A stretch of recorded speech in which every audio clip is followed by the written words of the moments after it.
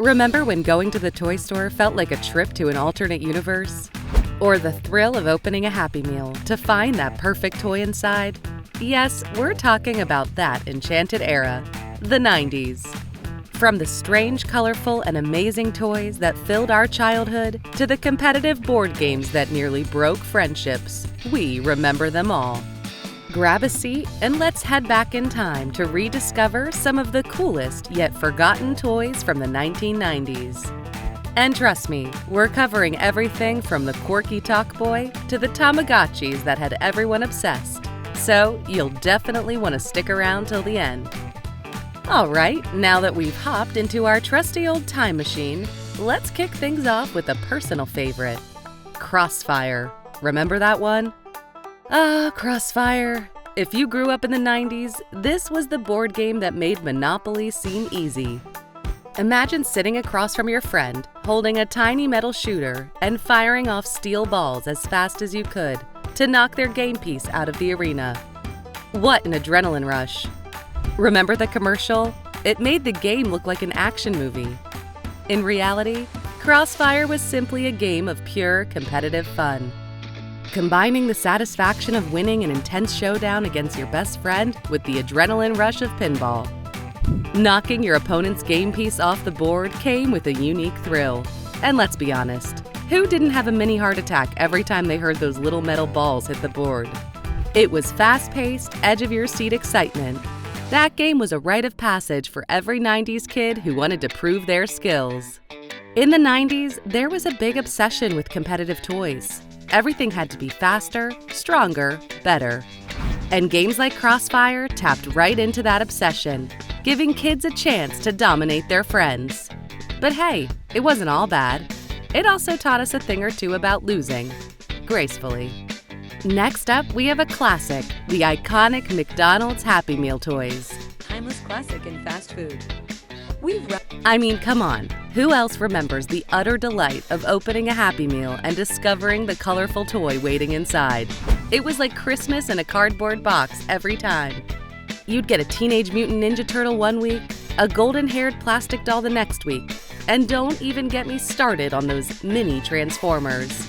Trading McDonald's toys at school became a big deal, and soon, those toys became collectibles. And if you were anything like me, you'd beg your parents to take you to McDonald's just so you could get the entire set. No one cared about the burger and fries. It was all about those toys. It was a clever marketing tactic that went on to shape how fast food chains cater to kids. McDonald's understood that in addition to Happy Meals, they needed to sell joy, nostalgia, and a reason for kids to keep coming back. And if we're being honest, it worked like a charm. Now let's talk about Tiger Electronic Games. But now Tiger gives you all the fun and excitement of your favorite arcade game in the palm of your hand. Games like Double Dragon. Just kick and fight your way through 4 missions to defeat the big boss and save Marion to win. Also coming soon from Tiger. These little handheld wonders were among the earliest forms of portable gaming devices. For kids in the 90s, they were the obvious choice for gaming on the go. Whether it was Jurassic Park, Mortal Kombat, or Sonic the Hedgehog, these games were the stuff of legends. You'd carry one of these bad boys around in your backpack and you were set. You could sneak a quick round during that long car ride or while eating lunch. I remember how my friends and I would take these everywhere, on sleepovers, road trips, you name it. Wherever we went, our best friends went too. The graphics were, well, let's just say they weren't the best, but that didn't really matter. It was all about the game, and for a while, these handhelds were the peak of portable gaming. Looking back, Tiger Electronic Games was significantly ahead of its time. They gave us a preview of today's mobile gaming culture. They were, in some way, the ancestors of smartphones. Who would have thought we'd have full-blown game consoles in our pockets as we do now? Here's one I'm sure you'll remember, the Talk Boy. You can be as clever as Kevin with Tiger's new Talk Boy tape recorder. Stop drooling on me! Stop drooling on me! It even has speed control. Hi kids, we're home early. Hi kids, we're home early. I mean, were you even a 90s kid if you didn't want one of these after watching Home Alone 2? Hello everyone, Andrew here, and Merry Christmas!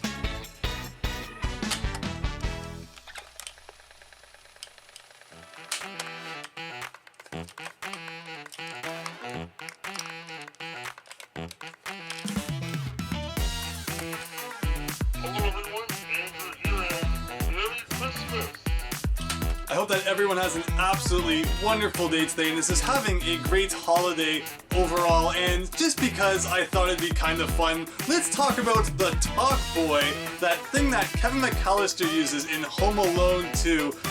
The Talk Boy was the gadget of the 90s. It lets you record your voice and then play it back at different speeds. For us kids, it was pure magic.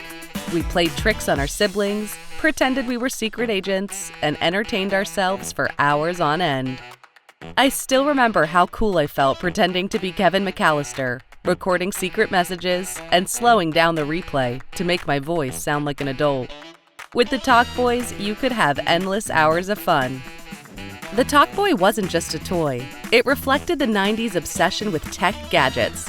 Since Walkmans and camcorders, we had grown to love anything that let us record audio or video. Then we watched Home Alone, and the Talk Boy became a must-have tech toy overnight.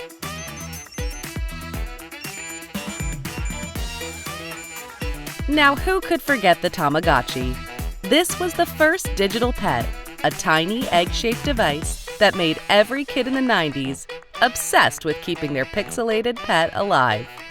Your Tamagotchi demanded attention 24/7. You were either feeding it, playing with it, or cleaning up after it because, let's be real, those things pooped a lot.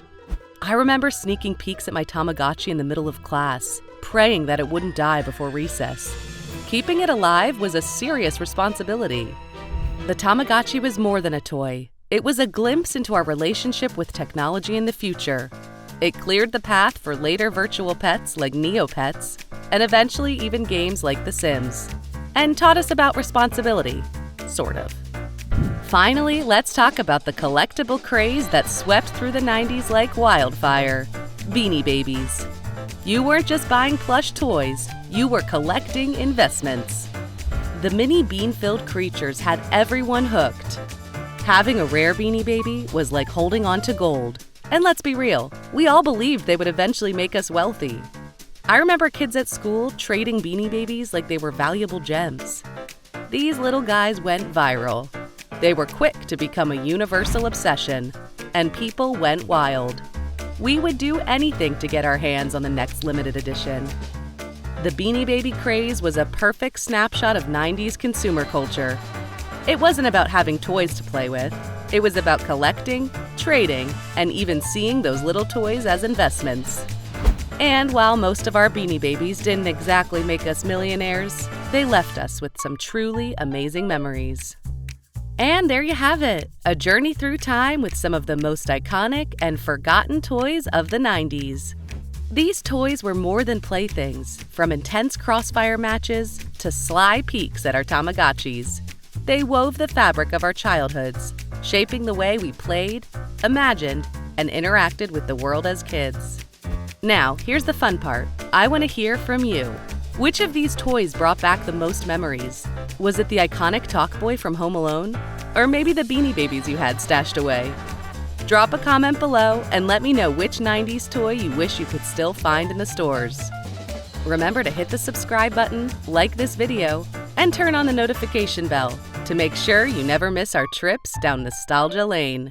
Until next time, keep reliving the good old days.